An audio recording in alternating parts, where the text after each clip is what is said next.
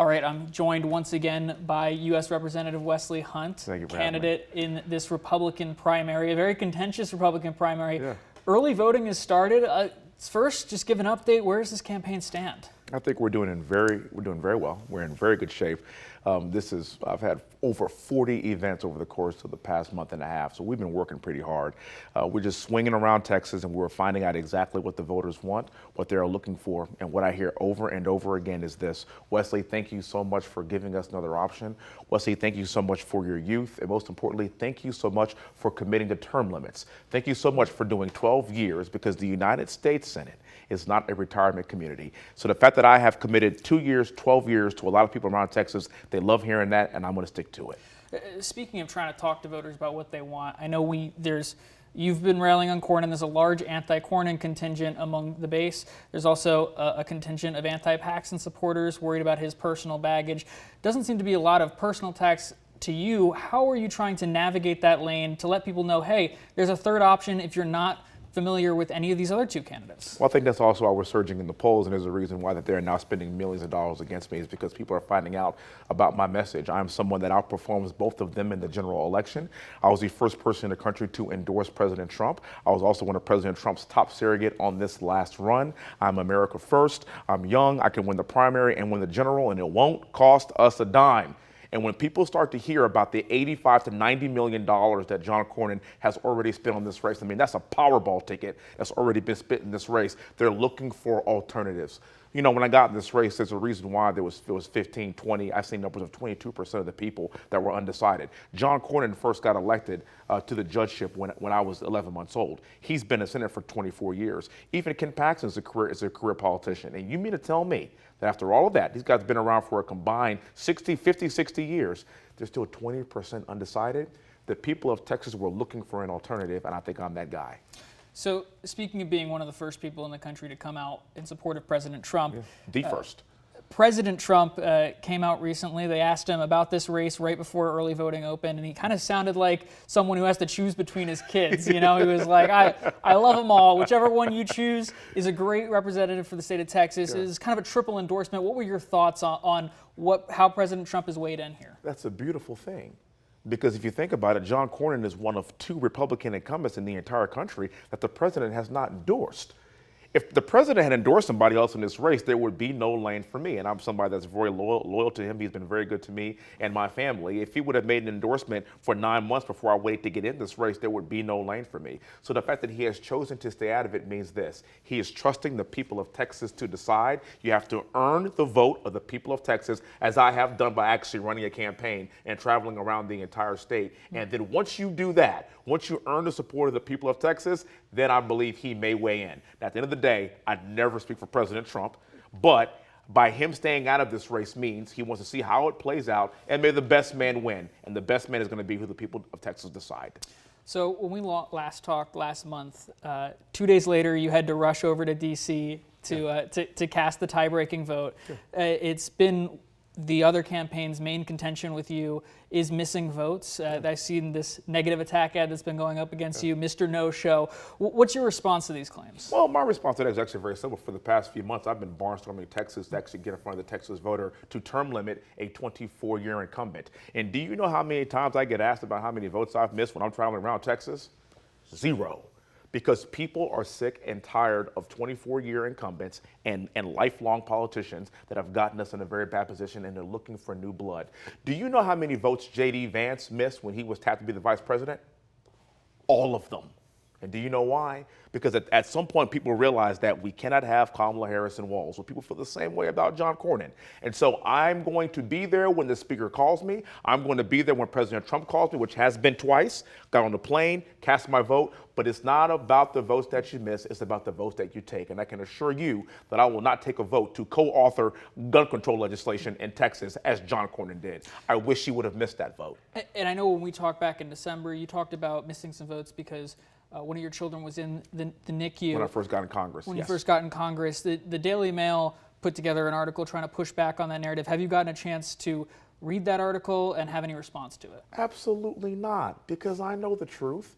And when you look at all these ads that are being run and the millions of dollars that are being spent against me, if the only thing that you have on me is Wesley Hunt missed some votes, oh my gosh, thank God for clean living. And they are scraping at the bottom to try to defame me and discredit a combat veteran, somebody who is a West Point grad, who flew 55 combat air missions in Baghdad. That's 50 more combat air missions more than John Cornyn could ever imagine flying. So at the end of the day, I will stand on my record. I will stand for what I believe Texas should be for the future, and I am the guy that wants to guide them. I work for the people of Texas, not the other way around. Well, speaking of attacking you, recently one of the members of Cornyn's staff released a provisional ballot that you had submitted in 2016, fully unredacted. What were your thoughts on that whole situation? Well, they knew that they were wrong because he submitted it. He posted it on X fully unredacted and then took it down and then posted a redacted version. But by that time, you can't put the toothpaste back in the tube and the damage had been done.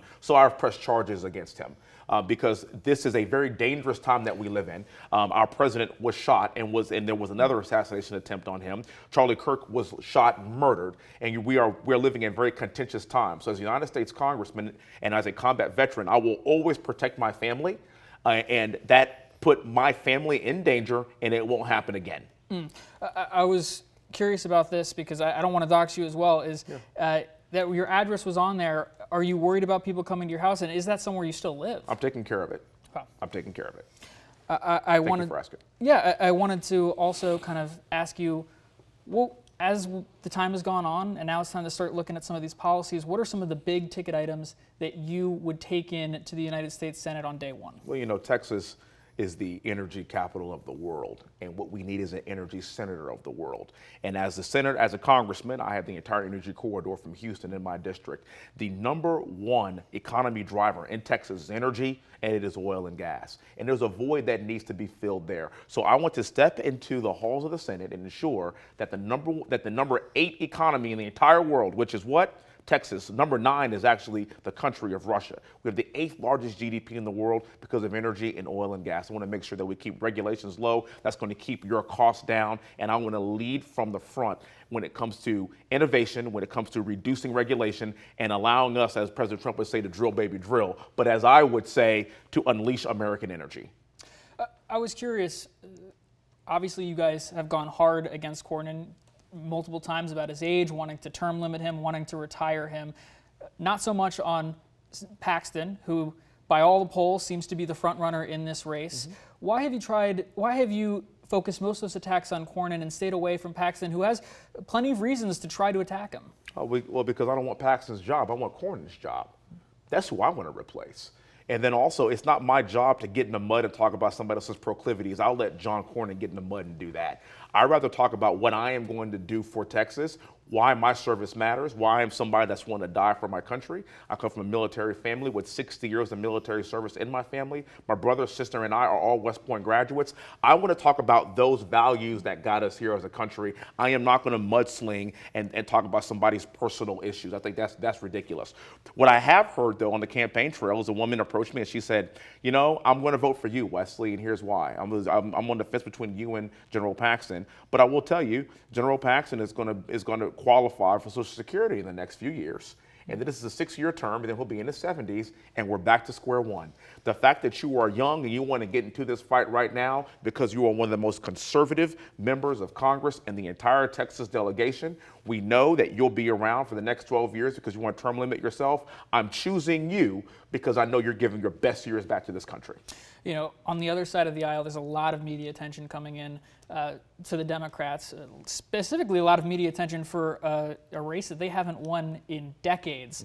Mm-hmm. In fact, when I was at Cornyn's event on Wednesday, there was national reporters there because they wanted to ask Cornyn what they thought would happen if Paxton wins the nomination and if Tallarico wins the nomination with all the support he's been getting, including that viral moment from Colbert. What's your just thoughts basically on what's happening on the other side of this race? This is why I got in the race, because I'm already outperforming Jasmine Crockett and James Tallarico. I'm outperforming Ken and John in the general election.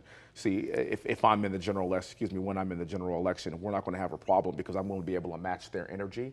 Again, I am somebody that has led a clean life. I'm somebody that people can look up to. I'm somebody that has served this great nation. And I think that contrast with me versus James or me versus Jasmine Crockett, I definitely bleed Texas. And I think I would love to have a very healthy debate with either one of them. And I will certainly outperform Ken or John under those circumstances. That's why I'm here. And then lastly, to wrap up, there's a lot of money in this race, lots of ads being run. How do you compete with just all the money, especially the incumbent U.S. senator is spending to try to hold on to the seat? It's called the law of diminishing returns, and no weapon formed against you shall prosper. I'm a believer in Jesus Christ. I'm somebody that believes in God tapping you to do something, and I believe I'm here for a reason. And win, lose, or draw, I will always win because I'm a believer in Christ. And at the end of the day, they would have outspent us 6-1, and he is still polling in the 20s. And I know they are because they're still spending millions of dollars against me. Now, at some point, after you spend 80, 90, 100, $200 million, what does it matter? People are making their minds up, and what I do know is at least 75% of the primary electorate has moved on from John Cornyn, and money can't save them. I actually do want to double back to that provisional ballot because the accusation from Makoviak was that I didn't vote. Was that you didn't vote and that you attempted to commit voter fraud by casting doubt on the date that was on the discharge on the ballot versus the actual date that you got discharged. What are your responses to that? Actually, the date that was placed on there, that wasn't done by me. That was a mistake that was done by the county clerk. But the point of the matter is this: they said I did not vote in that election. They said I did not vote for President Trump.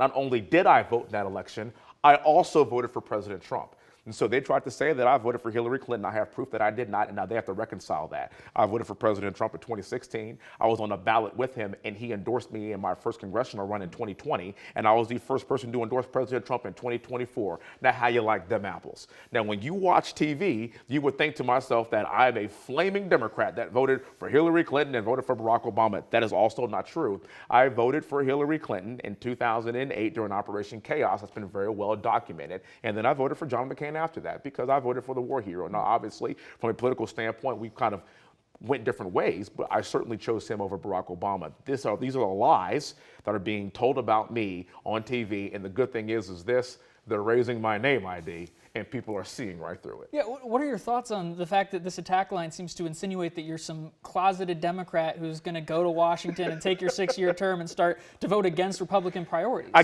guess they're scared that they think I'm going to get to the Senate and start voting like John Cornyn. Because really, he's just projecting. You see, these are his problems. He is the one that did not support Trump very early. We all know he's a Bush-era Rhino Republican. Everybody knows that. And you could spend $60, $70, $80 million and put a cowboy hat on and try to tell us that you voted with Trump 99% of the time, but nobody is buying that. And that's why now you're throwing bad money at good money. At the end of the day, it's their projection onto me as to who they really are. And that's why I love the Texas primary voter, because they are very informed, they know what's going on, and that's why Ken and I are performing so well. And last question here. You seem very confident, but how confident are you, not in just winning the race, but let's just say just getting to this runoff? I would not be here, and I would not be traveling around the state with my team who has worked their tails off as well.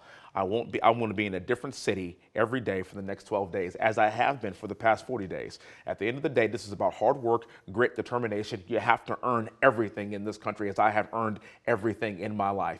And I am driven by the people that have shed blood for this country, and I get up every single day to try to figure out ways to make this a better place. I am confident in my dedication to this state and to this country, and as I said, I'm the person that's going to die for it. I got a 7, I got a 5, and a 3-year-old at my house. I got to leave this place better than I found it. And if we work as hard for the next 10 days as we did for the last 40, we're going to be just fine. Representative Hunt, it's always a pleasure. Is there anything else you want to say? Last word's yours. I want the people of Texas to know this. I'm somebody that fought for this country in combat. I'm the only one of the 3 that fought for this country in combat. I'm the one that had the guts to put my life on the line for this nation, and I want to continue to do it for the great state of Texas. I'm born and raised here. I am a native Texan. I'm a native Houstonian, and what I know is that warrior ethos in Texas that makes us the greatest state in the entire country, the fastest growing state in the last decade, the 8th largest economy in the world. That's the kind of leadership that we need moving forward. Young leadership, young America First minds that believe in the future of this country, that believe in term limits and then passing it on to the next generation. The era of lifelong politicians must end now. Let's term limit John Cornyn. Representative Wesley Hunt, thank you so much for joining us. Of course, God bless you, brother. Thank you very much for having me. Thank you.